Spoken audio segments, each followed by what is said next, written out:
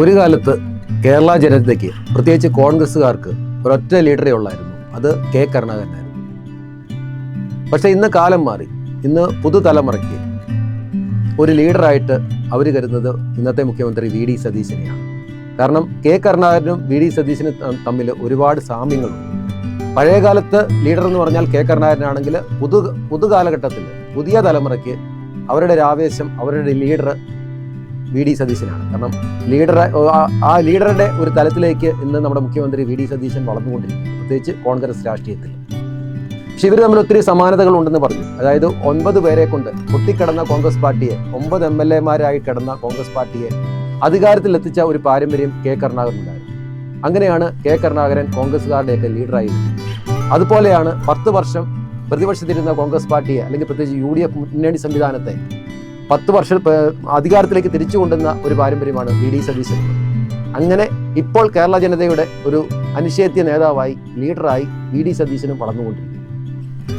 പക്ഷെ V D സതീശനെ സംബന്ധിച്ച് പറയുകയാണെങ്കിൽ അദ്ദേഹം യൂത്ത് കോൺഗ്രസിന്റെ സംസ്ഥാന പ്രസിഡന്റ് ആയിട്ടില്ല, KSUവിന്റെ സംസ്ഥാന പ്രസിഡന്റ് ആയിട്ടില്ല, ഒന്നുമാകാതെ പലരും KSUവിന്റെയും യൂത്ത് കോൺഗ്രസിന്റെ ഒക്കെ സംസ്ഥാന ലെവലിൽ നിന്നിട്ടാണ് മന്ത്രിയും MLA ഒക്കെ ആയിട്ട് വന്നത്. പക്ഷേ വി ഡി സതീശനെ സംബന്ധിച്ച് പറഞ്ഞാൽ ഇതൊന്നും ആകാതെയാണ്, വെറും MLA സ്ഥാനത്ത് ഇരുന്നിട്ടാണ് അദ്ദേഹം മുഖ്യമന്ത്രി സ്ഥാനത്തേക്ക് കയറി വരുന്നത്. വി ഡി സതീശനെ സംബന്ധിച്ചാൽ ഏറ്റവും അധികം കടപ്പാട് ഒരുപക്ഷെ ലീഡറോട് തന്നെയായിരിക്കും. അദ്ദേഹത്തിന് പ്രത്യേകിച്ച് ഗോഡ് ഫാദർ ഒന്നുമില്ല. ഇപ്പൊ രമേശ് ചെന്നിത്തലയ്ക്ക് ഒരു ഗോഡ് ഫാദർ എന്ന് പറയുമ്പോൾ കെ കരുണാകരനായിരിക്കും. KC വേണുഗോപാലിന് ഒരു ഗോഡ് ഫാദർ എന്ന് പറയുമ്പോൾ രമേശ് ചെന്നിത്തലയായിരിക്കും. വി ഡി സതീശനെ സംബന്ധിച്ച് പറഞ്ഞാൽ ഇതൊന്നുമില്ല. അദ്ദേഹത്തിന്റെ ഒരു സ്വന്തം കഴിവും പരിശ്രമവും കൊണ്ടൊക്കെ തന്നെയാണ് അദ്ദേഹം ഈ ഉന്നത സ്ഥാനത്ത് എത്തിയിരിക്കുന്നത് എന്നുള്ള കാര്യത്തിൽ ആർക്കും തന്നെ തർക്കമില്ല. അദ്ദേഹത്തിന്റെ കഴിവുകൊണ്ട് തന്നെയാണ് ഈ ഇതിൽ അല്പമെങ്കിലും ഒരു കടപ്പാട് സാക്ഷാൽ കെ കരുണാകരനോട് തന്നെയായിരിക്കും എന്നാണ് നമുക്ക് മനസ്സിലാക്കാൻ സാധിച്ചത്. അത് എന്താന്ന് പറഞ്ഞു കഴിഞ്ഞാൽ, പറവൂർ സീറ്റിലേക്ക് വി ഡി സതീശൻ ആദ്യം മത്സരിക്കാൻ വരുന്ന സമയത്ത് വി ഡി സതീശന് ഏകപക്ഷീയമായി പറവൂർ സീറ്റ് കൊടുത്ത ഒരു കാര്യമല്ല. വി ഡി സതീശനോടൊപ്പം തന്നെ പലരും പറവൂർ സീറ്റിലേക്ക് അവകാശവാദം ഉന്നയിച്ചിട്ടുണ്ടായിരുന്നു. ഇന്ന് അറിയപ്പെടുന്ന പല സീനിയർ കോൺഗ്രസ് നേതാക്കളുടെ പേരുകൾ പോലും പറവൂർ സീറ്റിലേക്ക് പരിഗണിക്കപ്പെട്ടിരുന്നു.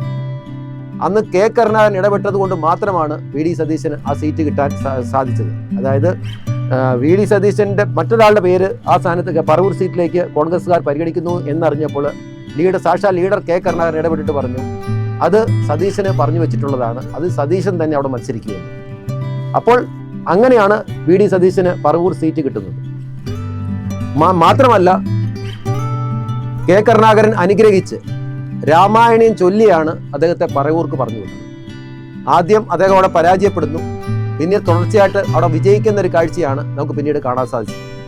അതായത് നാരായണീയം ചൊല്ലി കരുണാകരൻ പറവൂരിലേക്ക് വി ഡി സതീശനെ അനുഗ്രഹിച്ച് പറഞ്ഞു വിടുകയാണ് ഉണ്ടായത്. പക്ഷെ ആദ്യത്തെ തോൽവിക്ക് ശേഷം അവിടെ നിന്ന് തന്നെ പ്രവർത്തിച്ചു. തന്റെ പ്രവർത്തനങ്ങളുടെ ഫലമായിട്ട് തന്നെ തുടർച്ചയായിട്ട് വിജയം അദ്ദേഹത്തിന് കിട്ടി. പലകുറി അദ്ദേഹം MLA ആയിട്ടാണ് നമ്മൾ പലപ്പോഴും അദ്ദേഹത്തെ കണ്ടിട്ടുള്ളത് നിയമസഭയിൽ. കഴിഞ്ഞ തവണയാണ് അദ്ദേഹം പ്രതിപക്ഷ നേതൃസ്ഥാനം ഏറ്റെടുക്കുന്നതും 10 വർഷം പ്രതിപക്ഷത്തിരുന്ന ഈ UDF മുന്നണിയെ അധികാരത്തിലേക്ക് തിരിച്ച് അദ്ദേഹം എത്തിക്കുന്നതും. ജനങ്ങൾ ഒന്നടങ്കം പറഞ്ഞു വി ഡി സതീശൻ മുഖ്യമന്ത്രിയാകണം. അങ്ങനെ ജനങ്ങളുടെ സമ്മർദ്ദം ഹൈക്കമാൻഡ് ഒടുവിൽ വഴങ്ങേണ്ടി വന്നു. പലരും മുഖ്യമന്ത്രി സ്ഥാനാർത്ഥികളായിട്ട് വന്നെങ്കിൽ പോലും അവസാനം വി ഡി സതീശന് തന്നെ നറുക്ക് വീഴുകയായിരുന്നു. അപ്പം വി ഡി സതീശന് കോൺഗ്രസ് രാഷ്ട്രീയത്തിൽ അല്പമെങ്കിലും കടപ്പാടുണ്ടായിട്ടുണ്ടെങ്കിൽ അത് കെ കരുണാകരനോട് മാത്രമാണ്.